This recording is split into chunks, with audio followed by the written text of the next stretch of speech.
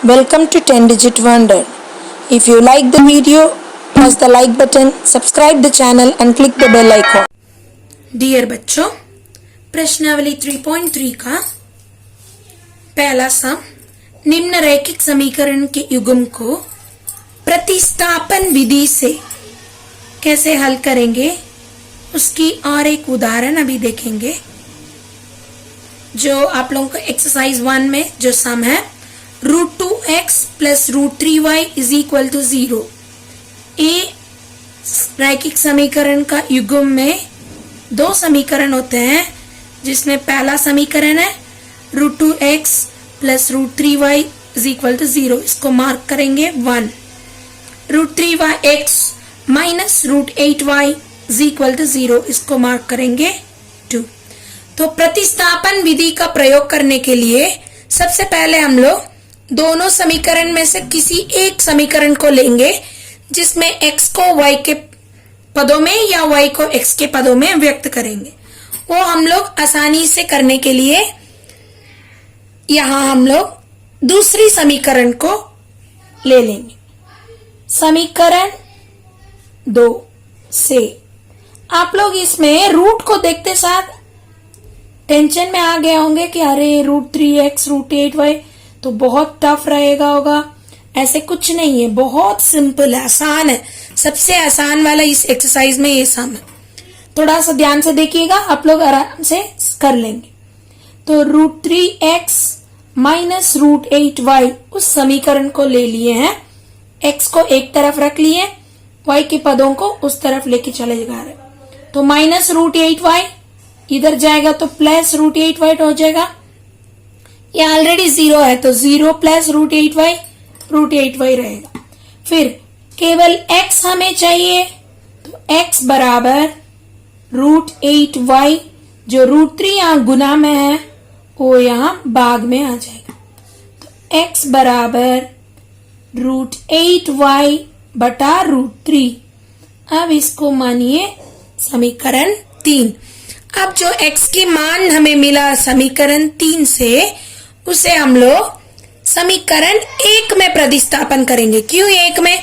हम लोग पहले लिए 2 को, तो 2 से हमें x की मान प्राप्त हुआ, तो हम लोग कहां प्रतिस्थापन करेंगे? 1 में प्रतिस्थापन करेंगे।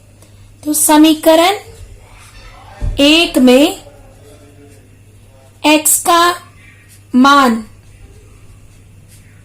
प्रतिस्थापन करने पर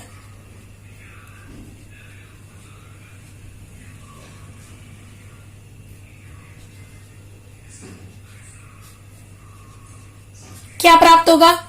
यहां देखिए समीकरण 1 हमारे पास क्या है?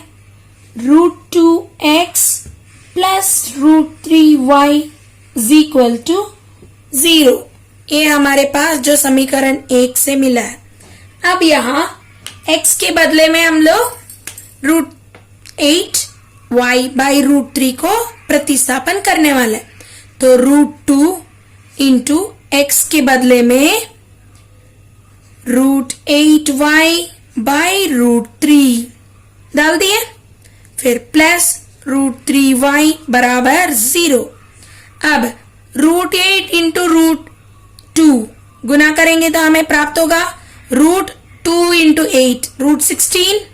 ये आप लोग क्लास 9 में पढ़े हैं, दो रूट के संख्याओं को, अपरिमेय संख्याओं को कैसे गुना किया जाए। √16 by √3 plus √3 into y is equal to 0। अब यहां देखिए √16 मतलब 4 गुना 4 होते हैं, तो √16 का मान क्या होता है? वर्गमूल करने पर हमें प्राप्त होगा 4y। फिर प्लस यहाँ √3 को लासा में लेंगे बटा √3, तो यहाँ गुना करने पर √3 इंटू √3 क्या होगा? 3y बराबर 0। किसी भी अपरिमेय संख्या को उसी के साथ गुना करने पर वर्गमूल हट जाएगा। ये भी आप लोग को जानते हैं ना क्लास 9 से।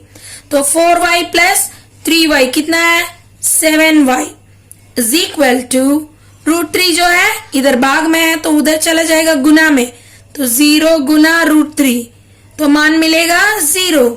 तो y बराबर 0 बटा 7, तो किसी भी संख्या को 0 से भाग देने पर हमें प्राप्त होता है 0। क्यों? 0 है ही कुछ नहीं, तो उसको हम लोग भाग दे सकते हैं? नहीं। तो किसी भी संख्या को 0 से भाग देने पर हमें 0 प्राप्त होता है। तो हमें मिल गया y इज इक्वल टू 0।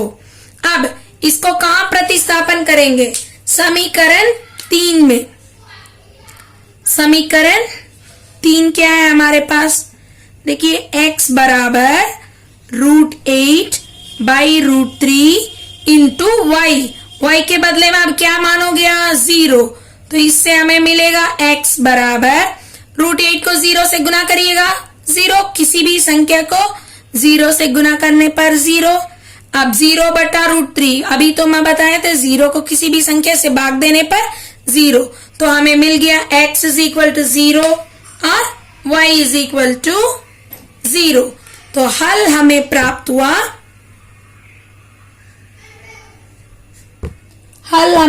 हुआ, x is equal to 0, y is equal to 0। Clear? कहां प्राप्त हुआ? देखिए, या y इज इक्वल टू 0 हमें प्राप्त हुआ पहले, फिर उसको प्रतिस्थापन करने पर x इज इक्वल टू 0। तो हमें प्राप्त हो गया हल, x और y दोनों 0 है। क्लियर?